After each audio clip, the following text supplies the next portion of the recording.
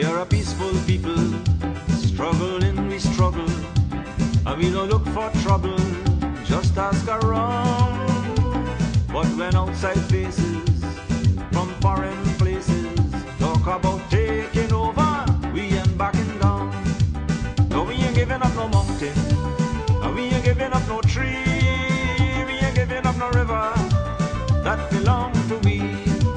Not the one blue sake, not one rice grain, not one for us, not a blade of grass.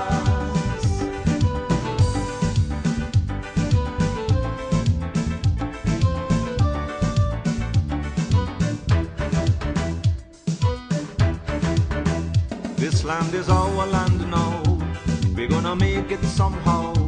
We will bend like a bow, but never break. Our fathers came here, and they lived and died here, and we are moving from here, make no mistake. No, we ain't giving up no mountain, and we ain't giving up no tree, we ain't giving up no river that belong to we. Not one blue sake, not one rice grain, not one for us, not a blade of grass.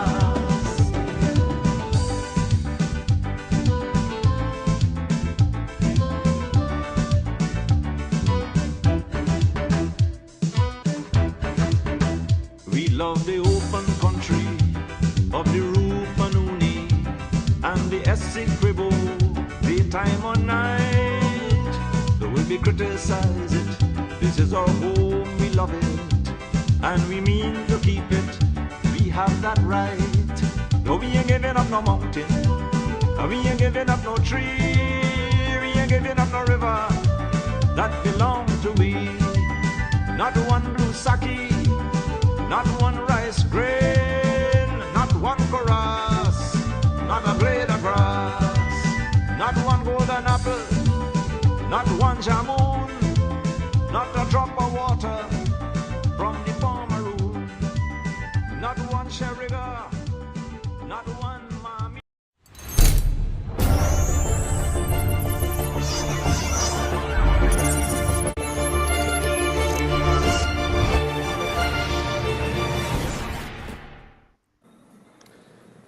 A special good evening to my guests here on Voice of the Diaspora. A special good evening to all of you. In studio today with me is a very, very special guest. In fact, two very, very special guests.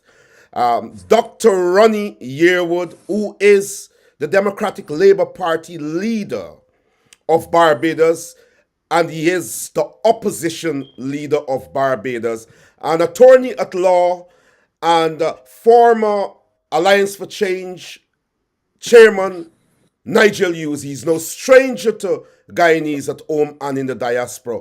We will be talking with Dr. Ronnie about his unreserved support for Guyana as we face an impending aggression by Venezuela sometime in December. Dr. Ronnie has spoken out and has called out the Prime Minister of Barbados, saying that she should come clean and give her full support. Dr. Ronnie, welcome to Voice of the Diaspora. Nigel Hughes, welcome. I want to start by asking Dr. Ronnie to give a brief introduction of himself before we move right into the program. Well, thank you for having me on your show here, and for everyone, Norman, thank you very much, and for all the folks in the diaspora watching and those in Guyana and across the Caribbean.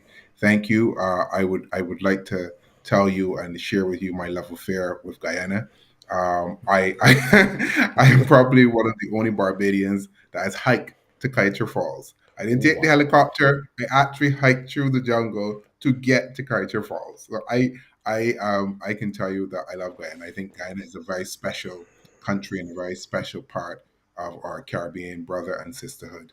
And Guyana deserves all the support that we can give it, whether that is words, however we can support Guyana in this particular issue where Venezuela is trying to claim pretty much all of Guyana.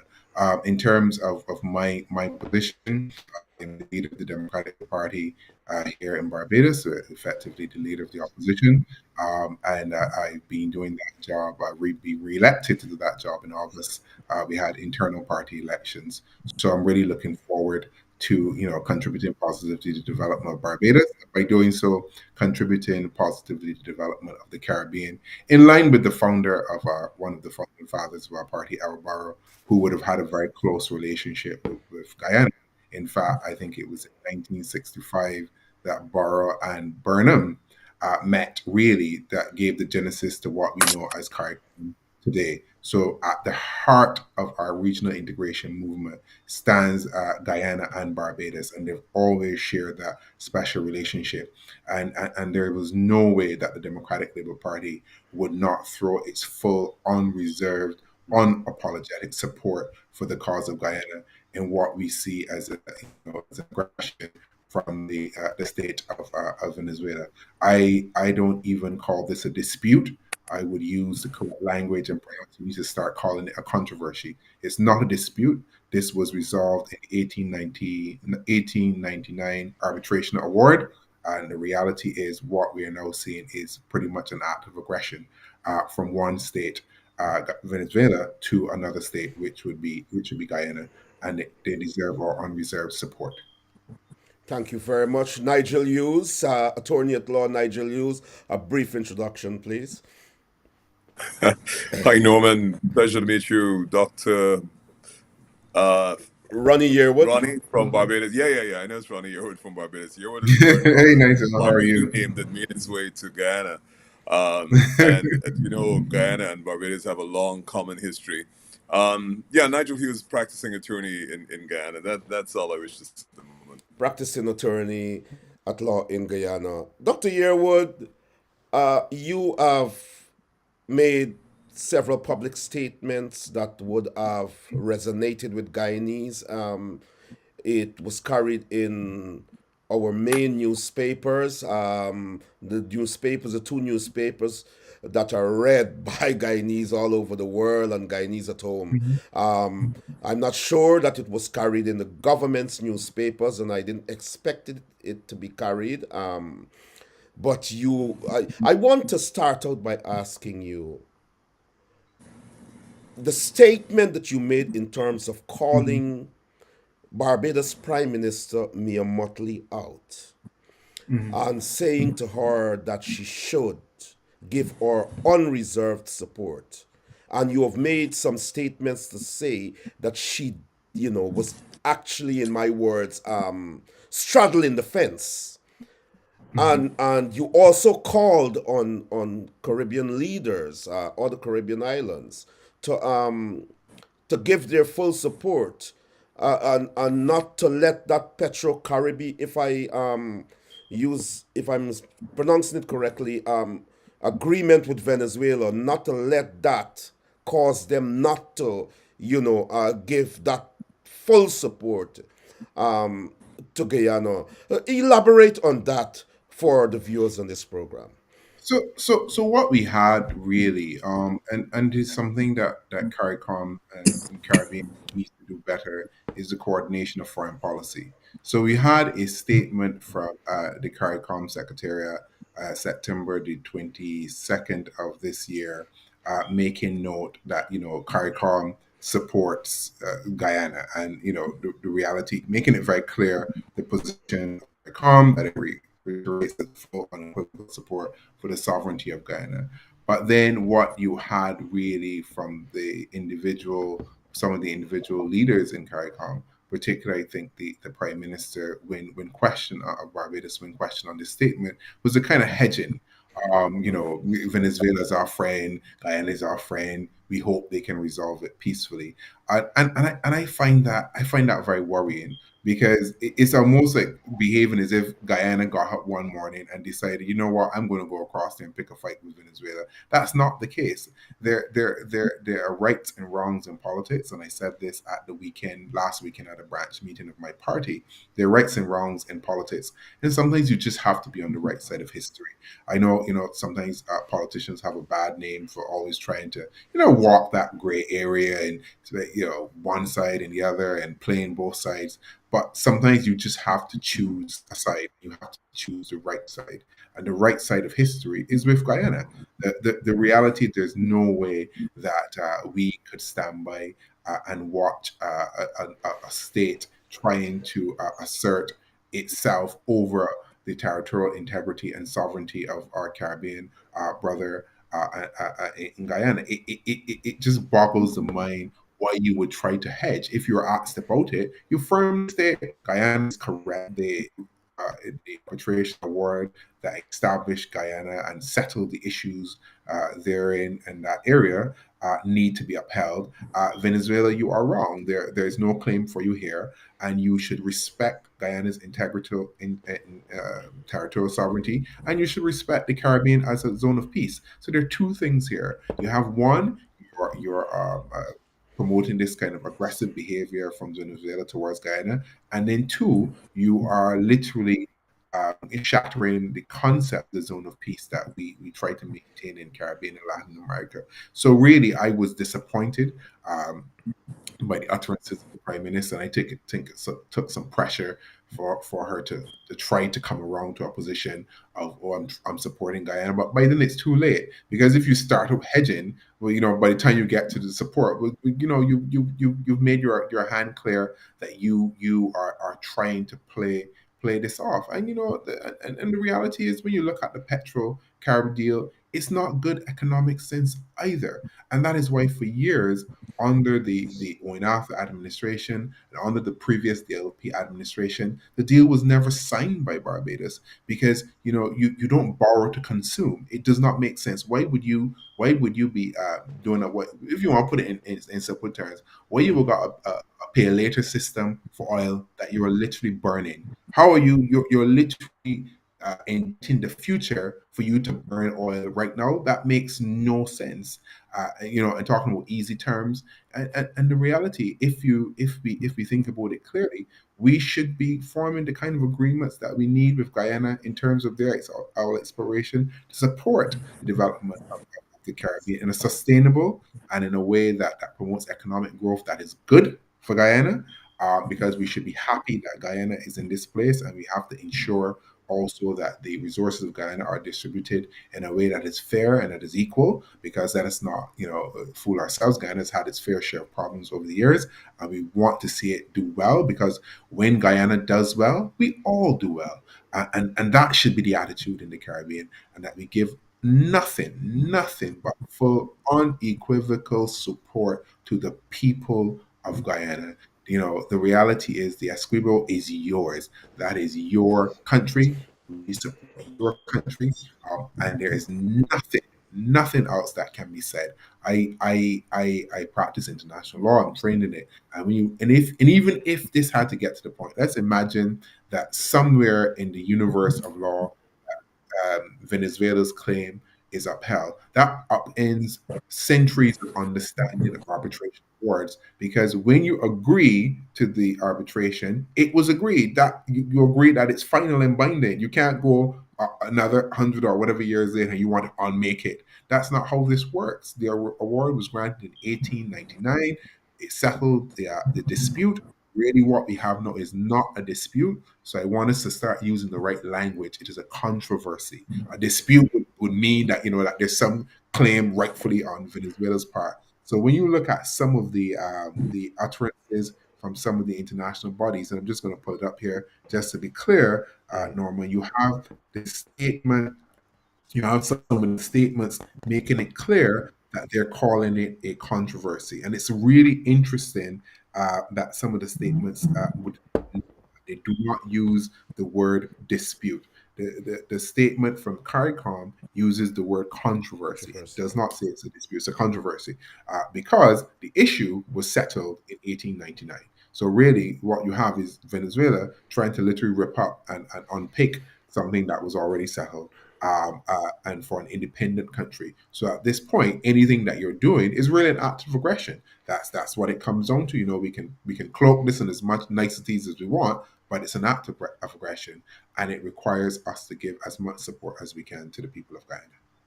Dr. Ronnie Yearwood here.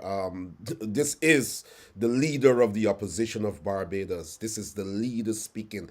And before I hand over to Nigel, because Nigel is the co-host, and we will be talking also about how does this controversy affect the wider Caribbean region, and I know that Nigel will delve into those things in his questions to you and the discourse that Mhm. we will have around this and more. I want to ask again. You said, and I have gained this feeling. I have this impression that you are a very courageous and outspoken, modern sort of leader, and I strongly believe that you will be good for the future of Barbados. You said that Mia Motley is playing both sides Mhm. because of her statement. Do you stand by that? No, yes, I do stand by that. And I called it. I think the words that I used, I said she was hedging, and you cannot hedge when it comes to the territorial sovereignty of your brother or your sister country in the Caribbean. There can be no hedging, because I am sure if someone was trying to claim part of Barbados, we would look over to say Guyana. Where are you? Can you be here for us because of our not only our traditional relationships, not only because Guyana and Barbados were at the founding of CARICOM as we understand it, not only because really Guyana and Barbadians have been integrated, intertwined through families, marriages for years and years. Barbadian family names are in Guyana. When you hear certain names, you're like definitely a Barbadian Yes. linkage, you know, and vice versa. Guyanese have come to Barbados to find work, to build families, to build communities, to build our country. Barbadians have gone to Guyana to do the same, find work, build families, build communities. That is what Caribbean integration is about. And if you cannot give support to that in a voice of sense, I don't think that you understand what the regional project is about. And you may just be giving lip service to that regional project. We have to get real and we have to get serious in the Caribbean if we are to make good the regional integration project. We talk a lot about it. Our leaders always talk about, oh, regional integration. And, every time there's a summit and something and a communique and a document, 100 pages, la, la, la, la, la, la, la. And we go on and on and on. But how are we really making the project real for the people of Real. the Caribbean? So that they can exist, so that they can live in dignity. The reality is, if I want to live in Guyana, I should be able to just get out there, like any part, go and live in Guyana freely. Guyanese can come here, live freely, and we should be able to move across the region in a way that is good for our people, in a way that in some ways that we have done for so long, that we've always done it. And sometimes we just need the guarantees and protections that we can do it. That we can live it out. So I am all for regional integration. I'm a regionalist at heart, as I said. Guyana, I've said this a billion times to my students when I meet them. Guyana is one of the most beautiful, if not the most beautiful place, one of the most beautiful places on earth. And I say that as a Barbadian. I say that seriously and from my heart. You are in the middle of the forest, when you are hiking to Kaitra. There is nothing but the sheer majesty of that country, and you must understand the importance of that to the people of Guyana and to the people of the region. Protecting Guyana is not only about Guyana. Protecting Guyana is about protecting the region. It's about protecting all of our interests, because we share that interest with Guyana. Because if Guyana does well, there has to be some upkick and uptake for the rest of us. If your economy is doing well, that means that there are more people with more money to spend in other parts of the Caribbean, more jobs available, more development, more opportunities of investments, vice versa. So there are practical reasons for this. There are almost spiritual reasons for this. There's a billion reasons why we should be all in this together. And we have to make that a real thing, not just lip service. Thank you so much. And I will hand over to Nigel Hughes, my co-host now. But before I hand over to Nigel, I want to reciprocate your sentiments because I was in Barbados just over a year ago. I've been to Barbados so many times. And I'll Mm. tell you something. I said that it's one of the most beautiful places on earth. And I said it. I said it, and people can testify. I've written about it. And I said, uh, I I would live there if I have to settle and retire. I would rather live in Barbados than Guyana. And Oh dear. the So only maybe you will swap places. You and always like people. the only thing I'm jealous about, Guyanese take pride in their food, and I had to. Barbados make the best, what you call it, man, the macaroni cheese. Oh yeah, macaroni pie, macaroni pie. Macaroni Yes, I pie can give you that. is the best You in can't the handle that. world. And Dr. It is. Ronnie, It is.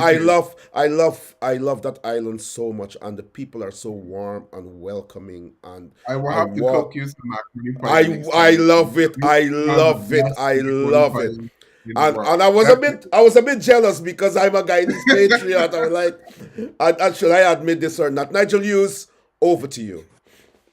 Hi, good evening, Dr. Yearwood. Thank you so much for um, joining this program. And I wanted to start off perhaps with our regional institutions. And Mhm. I want to mention the RSS and how you think, first of all, to give viewers a sense of what the RSS and whether the RSS is one of our regional institutions that should have been or could be triggered in these circumstances. And then I have some follow-up questions. I think at this particular point, because let's remember that the issue is now gone from the good offices of the UN before the International Court of Justice. So, really, what we want to happen is that the outcome of the International Court of Justice is respected by Venezuela, because the understanding is that Venezuela seems to not want to respect those particular outcomes. Well, it's not respecting the 1899 arbitration award.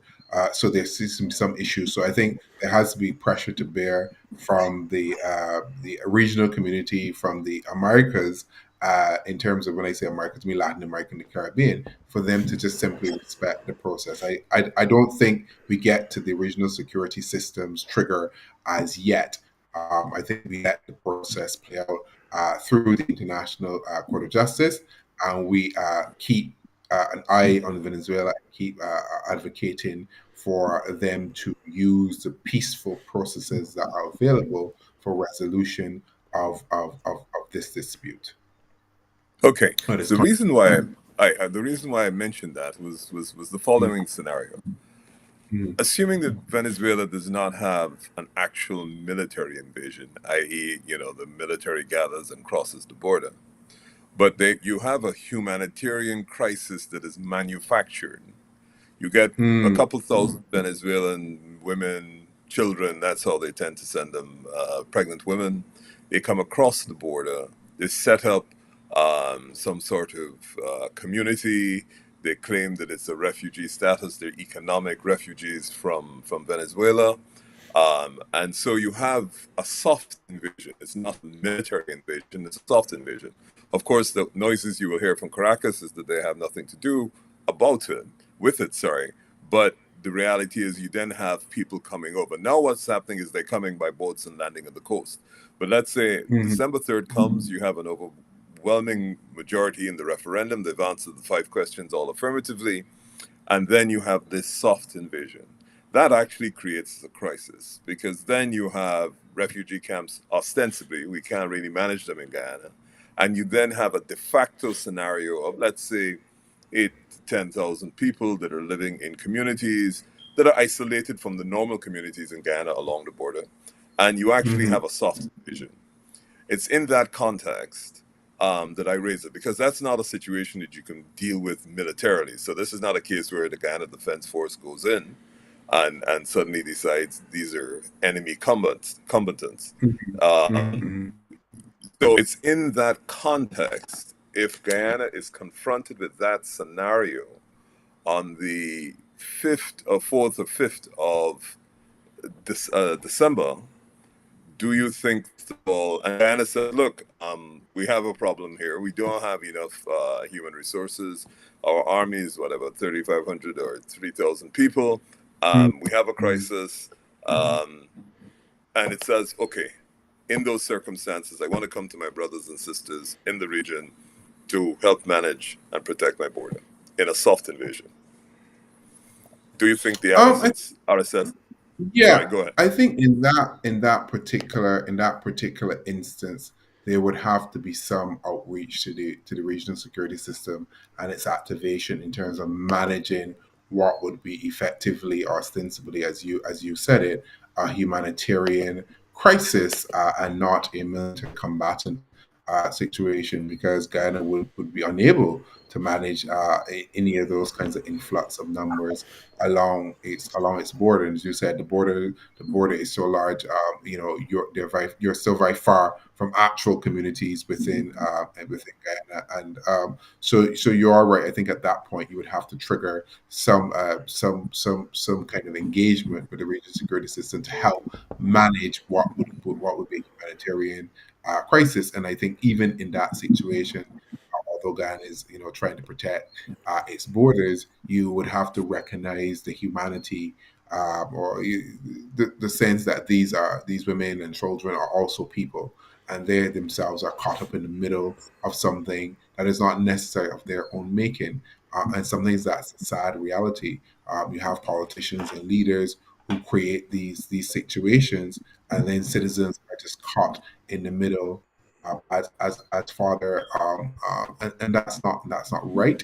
So at the same point, we would have to treat folks from Venezuela with a sense of dignity. It may seem hard, but in those situations, that's a judge of your humanity. How do you respond in what is the most difficult of situations to keep your humanity in that kind of context, when you're still trying to argue, hey, your government is trying to take most of my country. But when you see women and children in front of you, they're not the government.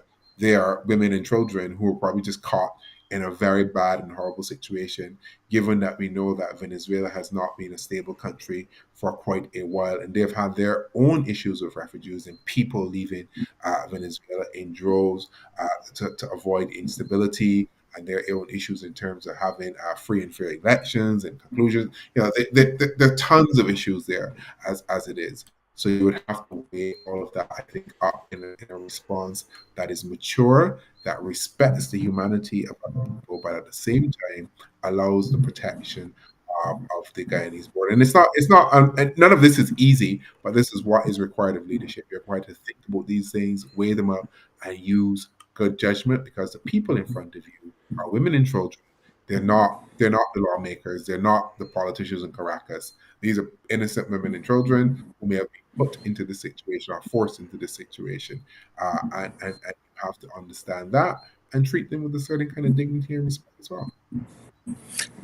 But in terms of sovereignty in a soft invasion like that, the numbers start to become important, because our population is, what, 750, 800,000. And Mhm.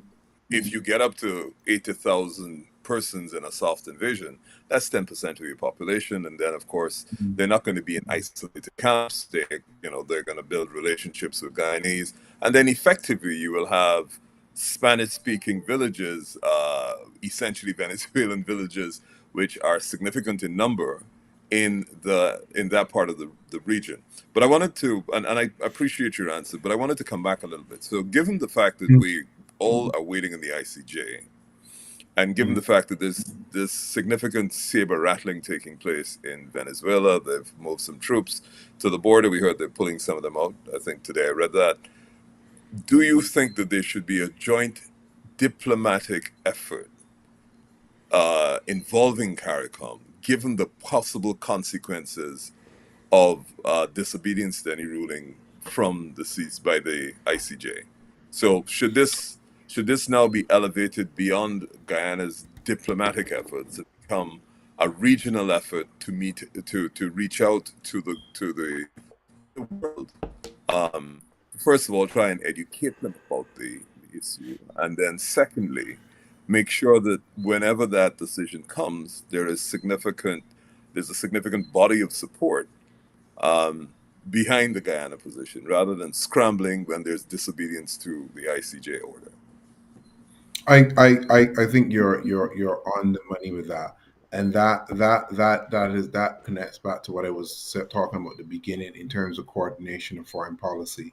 So what we saw happening in terms of the Prime Minister of Barbados, almost in that hedging position, it compromises the foreign policy. That's what we need to do better. Because if CARICOM issues a statement that it unequivocally supports the sovereignty of Venezuela, and you're in a position where you have to make a statement. All you do is repeat it. I unequivocally support the sovereignty of Venezuela. You don't try to, oh, Venezuela is my friend, Guyana. That doesn't work. You have to have a situation where CARICOM, where the individual countries that make up CARICOM also try to live up to what the body as a whole is doing and trying to say. So they would have to start that mobilization of that movement behind the scenes now, because and scenario prepare for the fact that Venezuela may not respect the ICJ ruling, and then prepare for the scenario that it may respect the ICJ ruling. But you have to be ready for either situation, because you can't have that possibility that you're scrambling about thinking, oh no, what are you going to do now? So you're right. There probably should be the uses of the offices behind the scenes to ensure that the ruling is respected. You're not prejudiced in the ruling. You're not trying to determine the outcome of the ruling. You're just saying, look, if the ruling happens, respect the ruling, and move on from what the ICJ has said. That said, given the fact that we are at a discussion about something that was settled in everybody's mind, it seems, except Venezuela, does indicate that there may be some disrespect for the ruling, because you've not respected the original ruling. So maybe what leads us to believe that you're going to respect the next ruling. And if that's the situation, the likelihood, then we should be planning, and we should be ready for that possible outcome. So CARICOM would need to start getting its ducks in a row, using whatever good offices that they can use, working the phones, and being ready for that particular situation, if it does happen, because we can't leave Guyana just standing alone and scrambling for a response. Final question before Norman takes back over. Economic diplomacy. It was evident years ago when Caracas started to establish this Petro-Carib deal throughout the Caribbean, as we know what happened in Dominica and Bird Island, that it was anticipated that this was going to be leveraged at some time in the future, not only for their general support, but specifically when it comes to Guyana. Given the decision to enter into the agreements that you have entered into as a country with Venezuela, and given the like you say, the hedging statement by the Prime Minister, do you think that the economic diplomacy that clearly Venezuela is pursuing now, particularly in relation to Barbados, is likely to result in further prevarication by your present head of state? Well. First thing, I think we just need to unpack the deal, the Petrocarb deal itself. And as I said at the beginning, I don't necessarily believe the deal is a good one.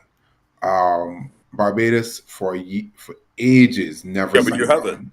Sorry to cut you, but you do have it. So the reality is, how do we address that?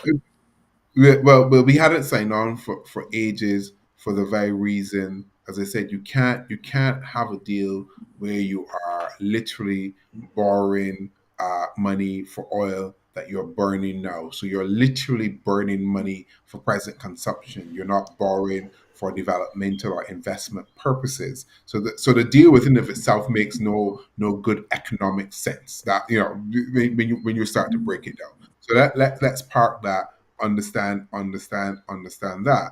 Now, Barbados did not sign on to the deal under two administrations: previous Barbados Labour Party administration, under the previous Democratic Labour Party administration.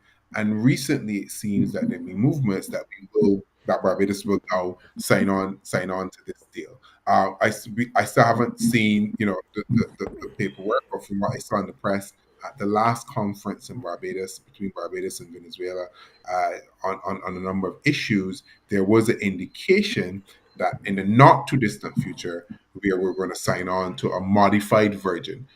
What that means, I'm not sure. No details were in the press or in terms of what that modified version would look like. Now, in terms of using economic diplomacy to pressure countries, that's not new.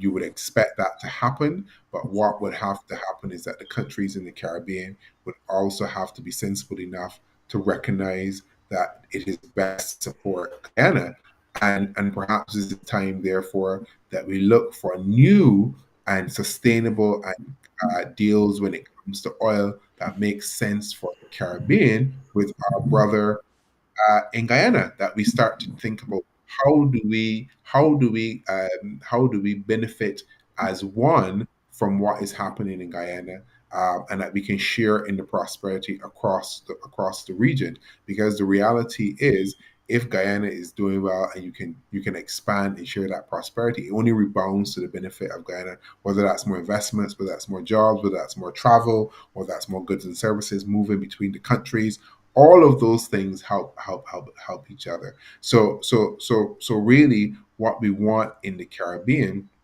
is a united position when it comes to Guyana, when it comes to how we are going to engage and benefit and share in the development of Guyana in a way that benefits Guyana. Of course, it has to benefit Guyana, but in a way that some of that can rebound to the rest of the Caribbean, so that we're all growing together as a region. I'm very happy you said that, and I want to follow that up, but I'll wait Uh, for Norman to continue, well, and then I'll come Nigel, back. we have about 15 minutes left, and I think the program is over to you. But I just want to, I will allow you to have this discourse and to ask the questions. You are the co-host, and I would have done my part, so you have the latitude to do whatever. But I wanted to um to ask both of you, in fact. And I know you dealt with the economic situation as a result of, if there is an I would say an invasion. I know people my good friend Dr. Gary Best said, it's a strong word, we should say annex. Guyana is going to be annexed or something of the sort, but I call it an invasion, and I am like that. How does this the PM Rowley of Trinidad made a comment, on yourself, Dr. Yearwood, I think hinted, if there is that annexing, I don't know if I'm using the right term, but if Guyana, if Venezuela move to annex the Essequibo, how does it affect the entire Caribbean region? Dr. Ronnie and Nigel.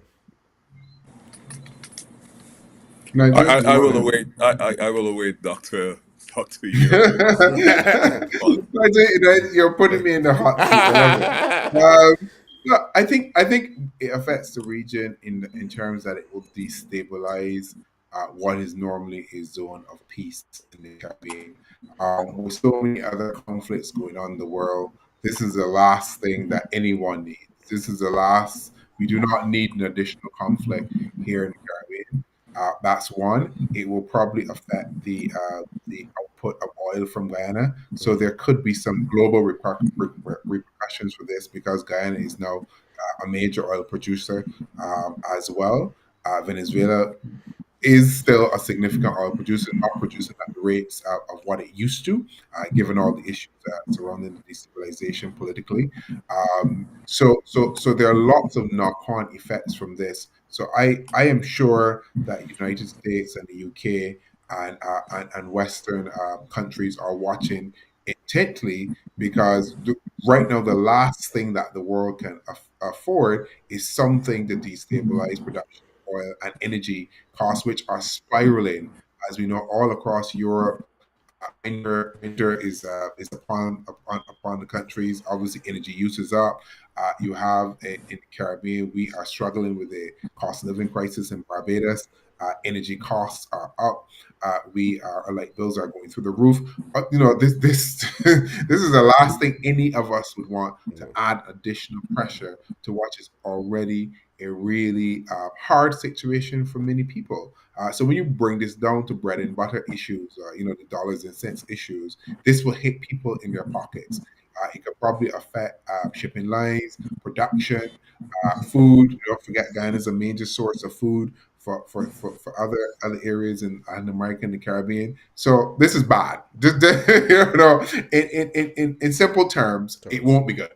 It will not be good for anybody. So really, Venezuela at this point needs to think very carefully about its next moves. There are avenues provided for this to be dealt with in a, dare I say, civilized and a peaceful way.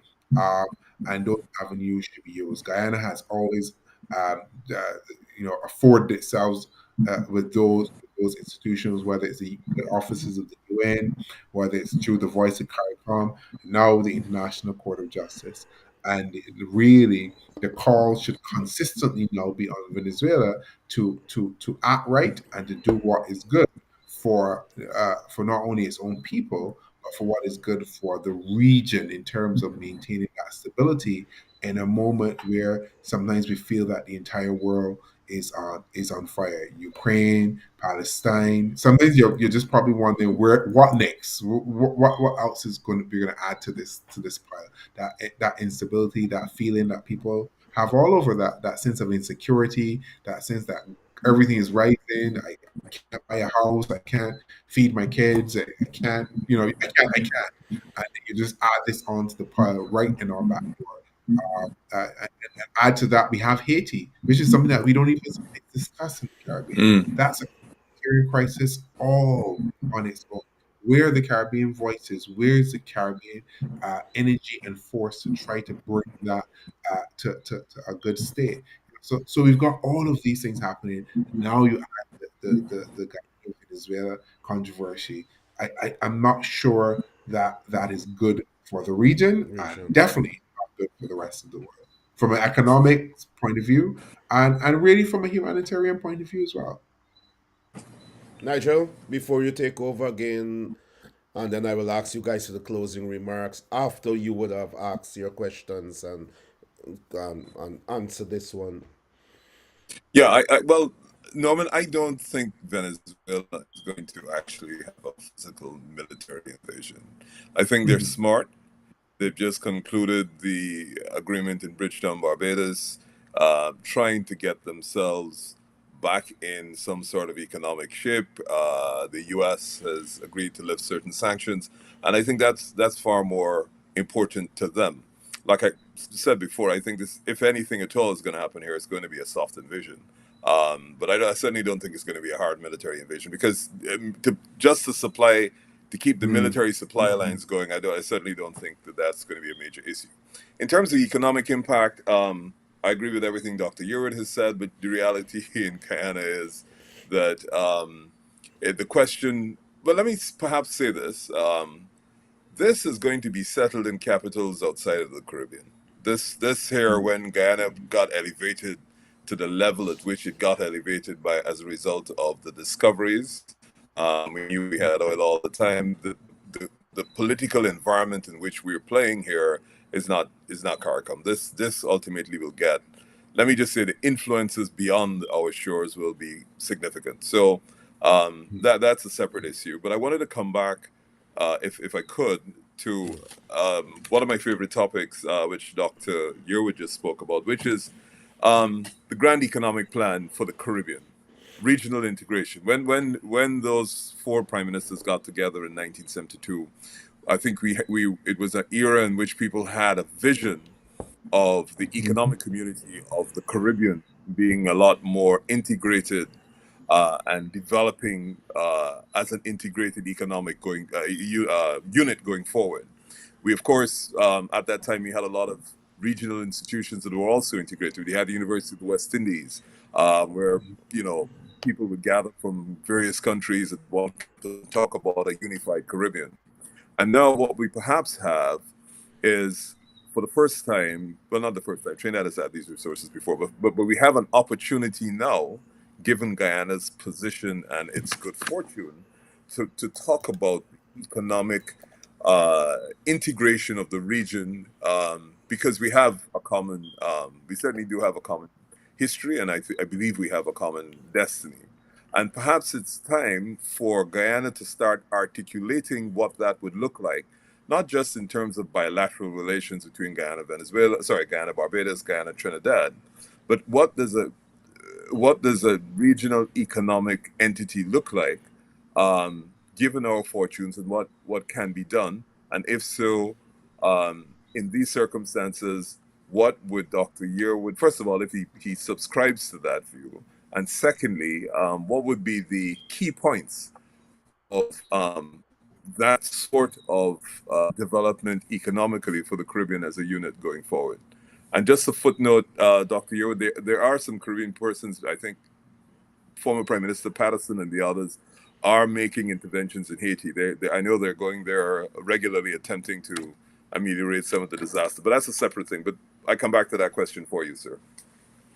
Yeah. In terms of Haiti, just a little bystand, because I was just doing a chat on Haiti a couple of weeks ago with some other international experts who are on the ground, and I think what's happening in Haiti is that we're getting the box ticking exercises to say something is happening in Haiti, but when you actually chat to those on the ground, it is not having an effect. So if recall, they want to give a few thousand police to Haiti. It was a resolution, if I believe it was by Kenya at the UN, to send additional police Yeah. support to Haiti.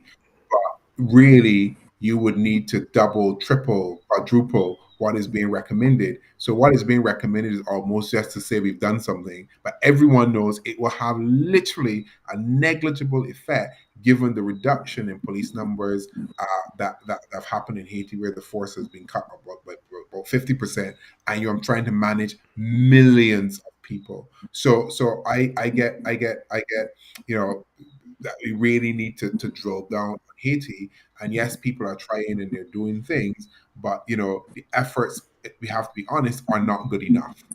If I require 5,000, 6,000 I police and yeah, sure, no, 400, I'm sold on that. it doesn't have the effect. It doesn't have the effect. And that's a sad reality of what's happening in Haiti. We're just not doing good enough. And until we say that, we will not do good enough. If we try to pretend, yeah, it's fine, we're doing it. No, we're not. That's just the bottom line. We are not. We're not as a region. And we need to say so. And then we can find a way to do better. But until we get there, we're not going to find a way to do better. In terms of the regional Coming back, integration project, right. um, let me tell I'm a regionalist at heart. I believe that we have to pay more attention to the project and get serious about the project, because we talk about a regional integration project, yet airlift in the Caribbean is sorely lacking. Sorely lacking. Airlift in the Caribbean is estimated that if we could get air connectivity and we can get connectivity in the Caribbean, it would create something about, I think, about 300,000 jobs and add about 4.4 billion US dollars to the GDP of the region. Think about that. So, it was almost $300,000, 300,000 jobs to the region, and 4.4 billion US dollars to the region. If we could sit down and sort out air connectivity, you can't literally sometimes get from Barbados to St. Lucia or Barbados to Guyana properly, or from Barbados to anywhere. You cannot get around this region at this moment. Since the failing of LIAT that offered that interconnectivity, and we've not done enough to replace it. And we keep talking, but yet air travel in the region is probably at its worst that we've seen in generations. In some ways, we thought we would have gotten better, and we've gone backwards. And we were better at air travel in the region in the 80s and the 90s and the 70s. We're in 2023, and you literally can't get flights. I had a situation where I was trying to get to a friend's wedding in Tortola, and I could not get a flight. I would have had to hire, and it was just so expensive. I could not go because I would have to literally go up to Miami, come all the way back down, or hire a private charter. Ridiculous. That cannot be. We cannot have a Caribbean like that. And there are practical economic reasons for making the budget. If nothing should set a fire under us to do it, just think 300,000 jobs and 4.4 billion in GDP US across the region.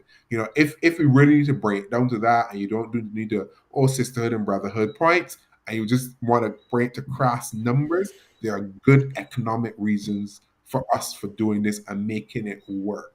And we have to pull our finger out and just do it, because we keep talking, but we're not fixing the issues. And connectivity, whether it's air, whether it's by boat, however we get these connections going, because we should have better connections in 2023. There's no way that if you dial up somebody in the 90s or you talk to them, that they can talk about getting from island to island and recount how they would live in Barbados and go over to St. Lucia to do some work, come back in the evening.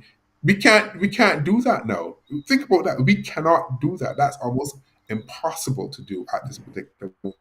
And the costs are out of the reach of the ordinary person, who actually keeps the movement and the integration movement together. Coming to Barbados to shop for a weekend. I remember hearing these stories from family. People used to go down to Guyana to buy the gold and to shop and to come back. That was a thing. I know that was a thing. People don't do those kind of things. It's just expensive. It's expensive and it's difficult to travel across the region. So if we can get that part of the project going, shot in the arm for regional integration and for economic development and for jobs and for prosperity. I get that. I wanted to probably drill down a little bit in terms of Guyana beginning to have that discussion with its Caribbean counterparts about how that begins to work now that we have better fortunes. So And yes, I think yeah. Guyana sits at the center of that, because Guyana can offer energy, because economic development is driven by energy. If you're producing, you need energy. You have to have energy to produce whatever you're producing, whether that's like manufacturing, whether that's offshore sectors, whether it's tech companies. It has to be driven by energy. So if you can have good affordable energy across the region, and Guyana can sit at the center of that project, that's important for the economic development of the region. That's important for the future stability and prosperity of the region. So I think Guyana has an important voice to play, and a role to play, in terms of the regional development project. It has to assert itself in terms of what does that mean for Guyana? What does that mean for the rest of the Caribbean? So I think there has to be some kind of dialogue, in terms of the regional vision, but then where do you put Guyana in the center of that regional vision? In the old days, people used to talk about Guyana. I remember growing up as a breadbasket of the Caribbean. There was this concept, and if Guyana could work and we could get things going, it could feed the region. So now not only can Guyana theoretically and hypothetically feed the region, it could probably power the region. So you have a country that literally can sit at the heart of the integration project. And we have to seriously discuss how that will work and what are the benefits for Guyanese people. And you realize I keep stressing that, because Guyanese people have to benefit. They have to. There's no way out of that. They have to share in that prosperity. Their lives have to improve, because the reality is, some of the statistics we know, at Ghana used to be one of the most highly indebted and poorest countries in the hemisphere. So all of those things have to change over time, and whatever resources and technical assistance and experiences that we can share with Guyana to ensure that the wealth of Guyana is shared with all. Realize what I said, all Guyanese, and that there can be development for all Guyanese people, and that all Guyanese people can benefit. Because you do not want a situation where some of Guyana benefit and others do not benefit, and you have that lag between groups and classes and races. That will not be good for Guyana. It surely will not be good for the rest of the region. And before Nigel, hold the point before you come in, and I want you to respond. Just hold it. Dr. Ronnie, I love what you said, and that reality I am not sure will become a reality. uh, under the current regime that we have in Guyana. Sadly, it will not happen. And we are at a juncture where even yesterday, the regime has referred to an African Guyanese professional, a former minister of the coalition government, a woman of caliber and social standing, a leader the of one of Guyana's opposition, a chairman of of Guyana's opposition party, um, and a member of parliament, and she was referred to by this current regime, PPP civic government, as a low life, publicly, a low life, because she dared to give her view on the Venezuela border situation and the government's handling of it. This is where we are at, Dr. Ronnie. I'm glad you raised that. And this is a black professional who happens to be the wife of attorney Nigel Hughes. It is all over the news today. So I don't know how that is going to happen, but I wanted to interject there. Nigel, over to you. I wouldn't comment on it other than to say, um, low life has racial overtone, very strong Very racial racial, yes. overtone. And you know, given the point in time we are in the history of Guyana, that was not an accidental comment, and I think it will be noted, and that will be addressed. I don't really want to get distracted by that. I want to applaud what Dr. Yearwood said, particularly about the sharing of the wealth across the board in Guyana.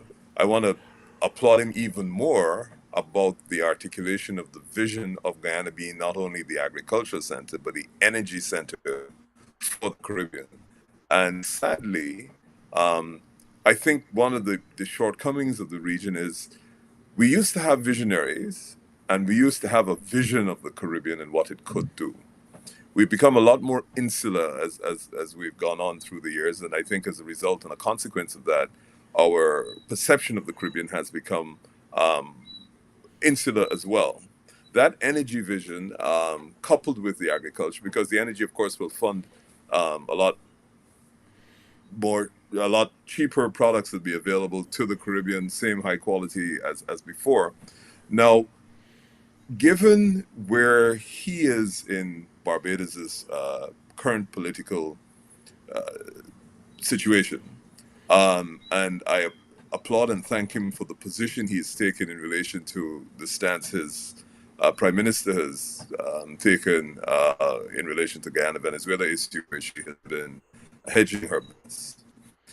What would he advocate be done between our citizens, as opposed to leave it to the individual leaders of the country, his prime minister and our president? What would he advocate we look at in terms of addressing not only this Venezuela issue, because we run the risk of political leaders not necessarily acting in the best interest of the country, but certainly in terms of at the grassroots level and certainly at the level of the general population and all the classes, what would he advocate be done now, given Guyana's immediate crisis?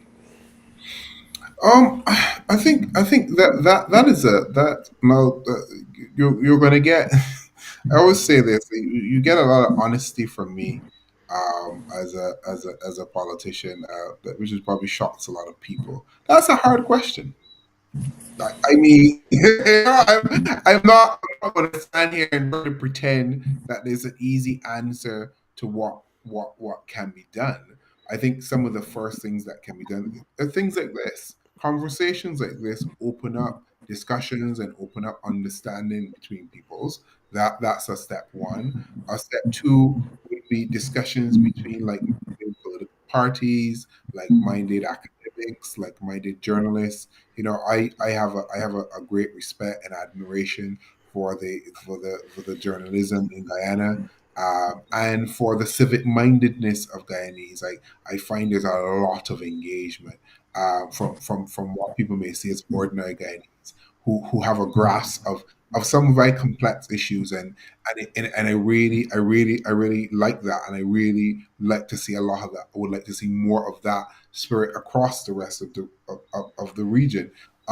So those are some of the things that I would recommend in terms of what I would see as good old fashioned social and political engagement on that front, and then perhaps there are opportunities for investment in terms of ordinary persons, invested in the stock exchange of Guyana. Do Bajans know how they can invest in the stock exchange of Guyana? Is it a simple process? Is it ever been explained to anybody? Like how do you go about doing it? That would be something that we can do. Should there be a video? Norma, you could maybe have an evening talking about investments. How do we Yes. know to do it? So that there are real opportunities, as you said, outside of political actors, where normal folks are just doing things, understanding what's available, what opportunities for investment, what opportunities for development there may be in Guyana, and how then can somebody from Barbados, Jamaica, St. Lucia, whoever who may have a little bit of disposable income thinking, I want to invest in something. There's an opportunity in Guyana. I'll take a risk and do something there because no investment's totally 100% safe, and see how what can happen. Those are some of the real practical things that we can do, um, in terms of having and growing that relationship outside of the political class, if you like. And it starts with things like this, and having these conversations continue after this show, for opportunities for discussions around tables and town halls and exchanges, and opportunities to teach and learn. That's those are some of the things I think we would just have to do. But things like this are not easy. There's no point pretending that you're going to snap your finger, or some magic 10-point plan is going to automatically put Guyana at the center of the Caribbean, and in 2 years it's all going to work. No, these things take time, and I think perhaps more honesty from our leadership. Not only Nigel, as you said, not only vision, but you need honest vision. You need to couple that visionariness with a sense of honesty. How do we do this? How do we achieve that oneness, that Caribbean that we all want to share in for prosperity? How do we actually get that project to work in the way to benefit all of us? And when I say all of us, I mean the ordinary man and woman, not necessarily those from the political class, or those from the legal class, or the academics, or the intelligentsia. Just normal folk who just want opportunities, and who just want to live their lives. So one of the things that I think, and one of the blessings for me for being in politics, is that you get to meet people, and you get to meet people in a way most other people don't have the opportunities. You get to see your country, you get to see your Caribbean, you get to see people. And what I've realized, people just want chances. That's all they want. They just want, whether you're Guyanese or Barbadian, you just want an opportunity to do, to feed and take care of your family, and to just have a decent life. And there's nothing wrong with that.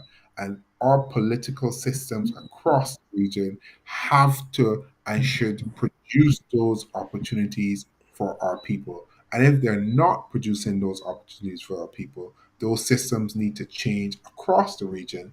And this is perhaps where we all need to bring pressure to bear across our region. So when we see something going wrong in one of our countries, don't leave the DLP hanging, out to dry. Say, man, you know what? That's not right, Barbados government. You can't be doing that to your opposition party. And likewise, we would say, as I've come here and I've spoken about this issue, you know what? This is not right for the thing. So we need to probably get more in our conversations and stop thinking, you know what? Oh, Barbadian politics is only for the Guyanese. No, but if we want to be a regional project, we gotta be involved. You can't see a wrong going on with your neighbor and then close your eyes because, oh, it's not happening to me.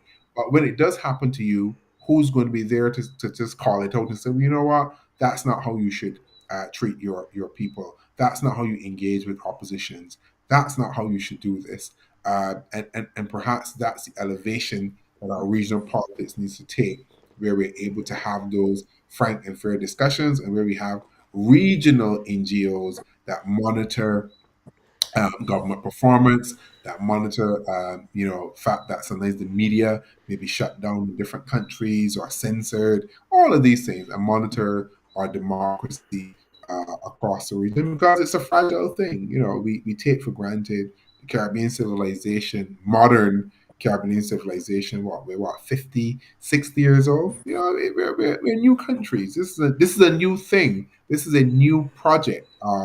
And we are the builders. You, Nigel, you, Norman, we're building this, and we sometimes don't reflect that we are literally the architects of a new civilization. That is what we are. We are now the current architects, and therefore, how do we take that position in the seriousness and the sacredness, because it's sacred, how do we take that and do something that is good for our people? How do we create good societies across the entire Caribbean? I'm not saying it's an easy project, but I'm saying that's the vision. When I talk about the Barbadian Good Society, it can't only be the Barbadian Good Society. It has to be the Guyanese Good Society, the St. Lucian Good Society, the St. Vincent Good Society. Because if it's good for Guyanese, it has to sure well be good for Barbadians. And if it's good for Barbadians, it has to be good for Guyanese, because that's the way that this will work. We can't see wrongs there and not do something about it. And they can't see wrongs here and not do something about it. That's what prompted me to interject and to say something about this, because there's no way I could see a wrong being perpetuated upon Guyana and say nothing like that. In my head, that doesn't make sense, because then how are you talking about your regionalists, and you believe in the region, and the region stands strong, but you're like, lips closed. Oh, you know what? Nothing to see there. Drink water in my business kind of approach. Yeah, it can't work. Cannot work. Norman, I think that's our 15 minutes. That's Over to you. I just wanted to, because we're wrapping up now, and we were supposed to do half hour, and I'm glad that Yes, Dr. yes. This Ronnie, is your yeah, fault, Norman. You yeah, told yeah, me that's half hour. but but I I've enjoyed this. so many people are tuning in, and there's so much discourse there in the thread, in the comment section, but we have to wind down. I wanted to quickly ask you this, Nigel, before I get your closing remarks, Nigel, and give Dr. Ronnie the opportunity to give his closing remarks before we wrap up. You said about a soft invasion. I had Dr. Gary Best on this program, who is a retired Rear Admiral and a former Chief of Staff of the Guyana Defense Force, and he said he believes strongly that Venezuela, after the referendum, he believes strongly that they intend to annex the Essequibo, and that there will be military. There may be military aggression. He says, I don't want to misquote him or anything. In my words, he said it's likely that is where they're heading. That is where they're heading. Why do you think otherwise? Briefly. Well, first of all, I would be the first to concede that the intelligence that Dr. Best would have on these matters is infinitely superior to mine. I am not a military person. I've never been in the military. Any intelligence I have is what's in the public space. So I, for 1 second, wouldn't say that my view on a soft invasion is more likely to happen than Dr. Best's assessment. If he has said that he thinks there'll be a hard invasion, then it's not for me to challenge it. I don't have access to the kind of intelligence that he would have. Mine is just premised on the information, the economic standing of Venezuela, what it will cost for them to maintain an invasion, and the obvious consequences that the sanctions would probably come back in force, which is not what they want at this moment, and that would lead to more domestic problems for Mr. Maduro.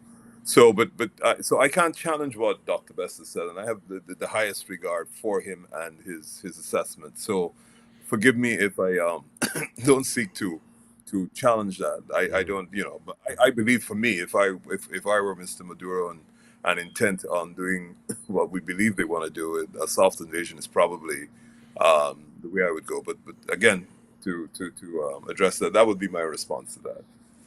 Thank you very much. We are wrapping up now. Nigel, your closing remarks, and Dr. Ronnie, your closing remarks, and we call it an evening. My remarks, first of all, I really want to express my sincere gratitude to Dr. Yearwood. I think this has been, and to yourself, this has been a really good program in which we actually start to begin to talk about what it is that we have to do for wider Caribbean. Absolutely. And I do want to applaud that. This effort of yours. I certainly am very impressed with the younger Guyanese, the younger Caribbean piece. And sorry, Dr. Yearwood, for referring to you as younger, but I'm a generation above. And the fact that I really do feel hope for the first time in a long time that we have political leaders of the caliber of Dr. Yearwood talking about these issues in the region. I mean, we are minuscule numerically, but if you think about the impact the Caribbean has had on the world, and particularly Jamaica, we are oversized. So if we have the capacity to do that, not just in one discipline, it's not just in athletics, it's not just in music, it's not just in culture.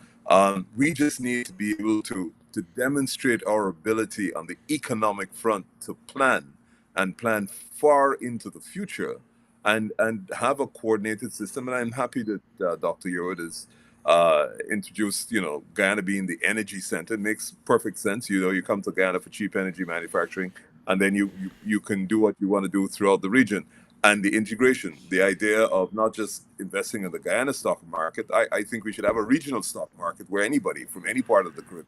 So I really can't praise you sufficiently, Norman, for having put this together.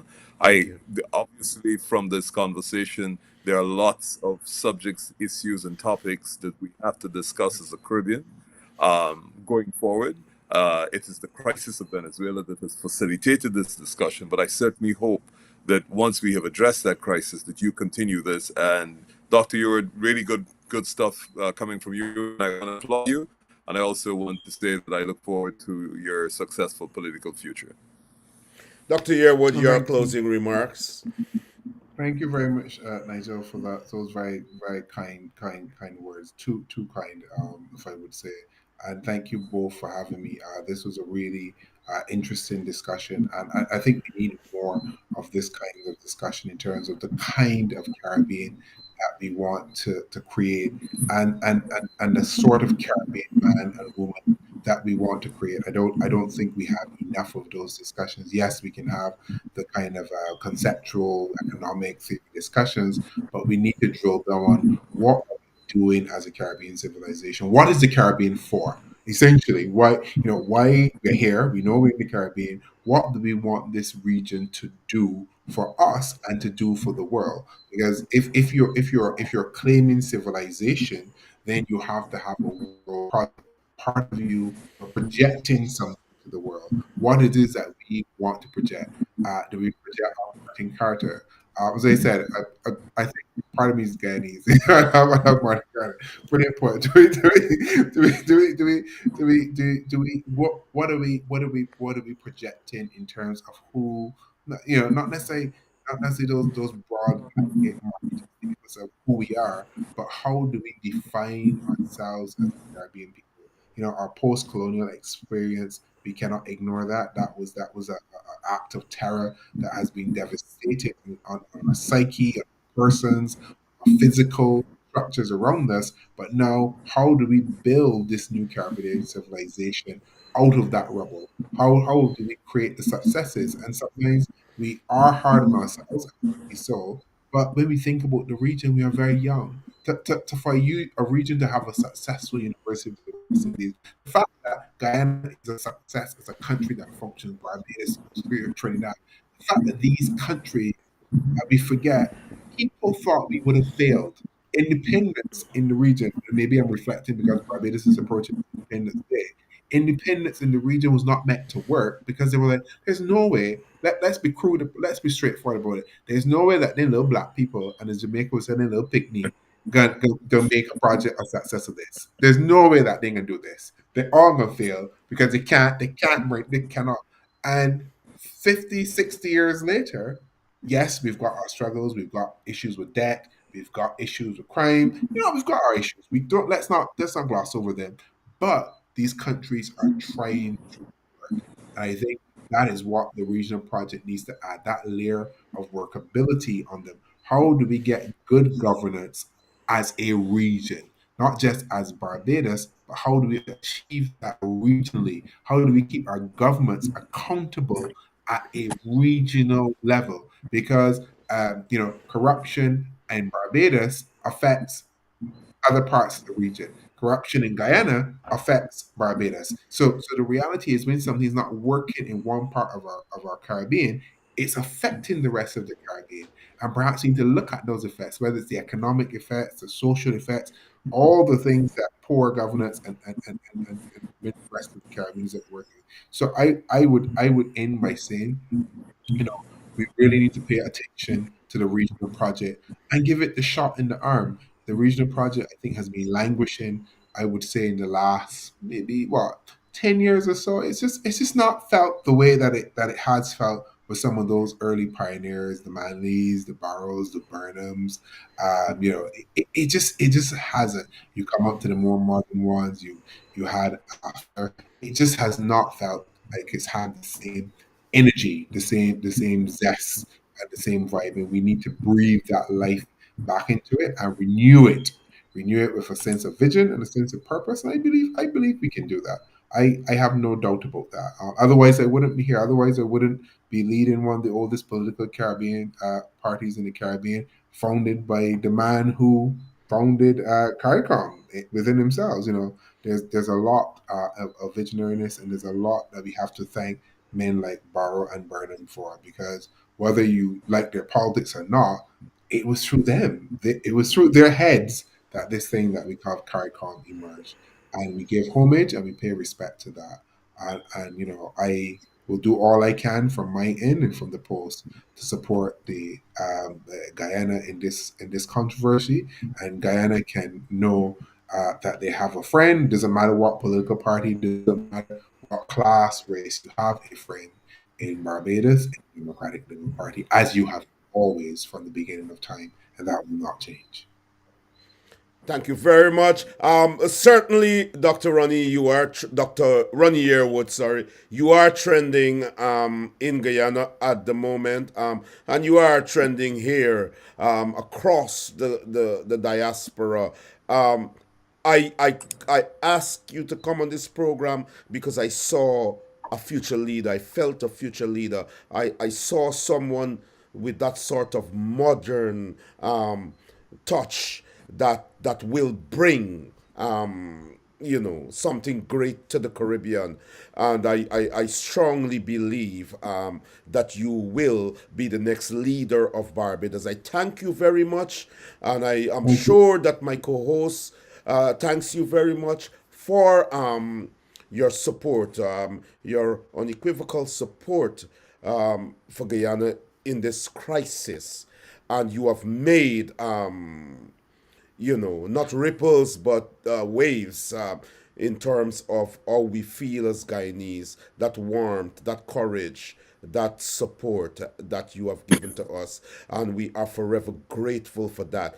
But as I close my closing remarks, I have to say to you that you have trekked to Kite, but I'm sure that you never went down to Woodbine in Bridgetown, an illustrious Guyanese restaurant. In fact, Mia Motley was down there, and when I was there, I didn't see her. I saw a minister of the government there. So many Guyanese down there, and I hope that you will go down there Comment. to try Nigel, the leader of the Okay. opposition, the Guyana leader of the opposition. After I went No. there, he went there too. I don't know if you went there, but I beat all of you to the punch. I wanted to say to Dr. Yearwood, as Yes. he likes to trek, on his next visit to Ghana, he has to climb Mount Roraima. Um, I did that 3 times from the Actually, beginning Nigel, when we don't were get You me still. did started, because that. in my head, I've been But planning that trip for a very long it, time now. it's worth it. Yeah, It's worth trust it. me. Oh, okay, okay. Uh, It is definitely a trip. Like, it is definitely one of the things that it's on my bucket list. I'll just tell you. You got to do it. You got to do it around. Sadly, you have to do it from the Venezuelan side, but it's Oh, special, really very special. yeah. Thank you very much, gentlemen. I hope, Nigel, that you and Ronnie can stay in touch as we deal with this Sure. Guyana Venezuela situation. We are the voices. We are the voices. And I know that no matter what differences we have, we all stand united to ensure that peace remains in the Caribbean region. And we love Barbados. Barbados love us. Thank you very much, gentlemen, for being here on this program. I am forever grateful for this moment. Dr. Ronnie Yearwood here, the Democratic Labour Party of Barbados. He is the opposition leader in Barbados, and he is known to Guyanese now in Guyana and across the diaspora. I wish you all the best in your endeavors. I stand with Nigel Hughes, my co-host here, and a prominent attorney at law, respected and recognized across the Caribbean. I stand by his side as a brother while this government has visited an onslaught on his wife, who is a politician. And I am here, and I ask all of us to be here as Nigel Hughes, in a dignified way, has responded to that. And I want to say this quickly, Dr. Ronnie, before we go. It is very ironic that Nigel was on this program, I think it was 2 weeks week ago. or 2 weeks ago, and I grilled Nigel about a particular political leader in Guyana. And Nigel was so decent, he was so honorable that he said he would never look at personality, he look at policies. And not even 2 weeks later, that same personality attacked his wife and called her a lowlife. That's the news in Guyana today. There are calls for Vice President Barjag, your former president of Guyana, to apologize. And I think that the momentum is stepping up. Enough is enough. Dr. Ronnie, that's a bit of our politics. Unfortunately, we have to go. I hope to have you back as Prime Minister. And I hope that when you become Prime Minister, that you will call on us, and we can still have this humble conversation. I think that you are a breath of fresh air, and that you are one of the modern leaders that can transform Barbados and help in the transformation of the Caribbean. Thank you, Nigel. You're always an Thank you, inspiration. Norman. And Thank you. love. I appreciate your solidarity. Thank you, brother. Only You know, love. it must have been Only the hand love. of God that you were able to have that interview before we had this situation. It But is. thank you, and my deep appreciation. Only love, and I'm there with you. We leave. Thank you to my viewers. I don't want to forget that. Thank you to my viewers, and I've seen your comments. You're there with me. I love you as this program grows from strength to strength. I'm humble, and I am appreciative of the love from the ordinary man and woman that take the time out to join this program. Thank you, Nigel. Thank you, Dr. Ronnie. Until next time, we leave you with this song in parting.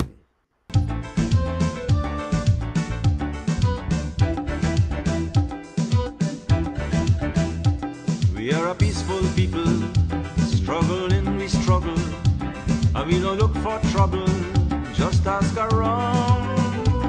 But when outside faces from foreign places talk about taking over, we ain't backing down. No, we ain't giving up no mountain, and we ain't giving up no tree, we ain't giving up no river that belong to we. Not the one blue sake, not one rice grain, not one for us. Probably on the maritime area give Venezuela a channel out to the sea. So you make a slight concession in the maritime area. You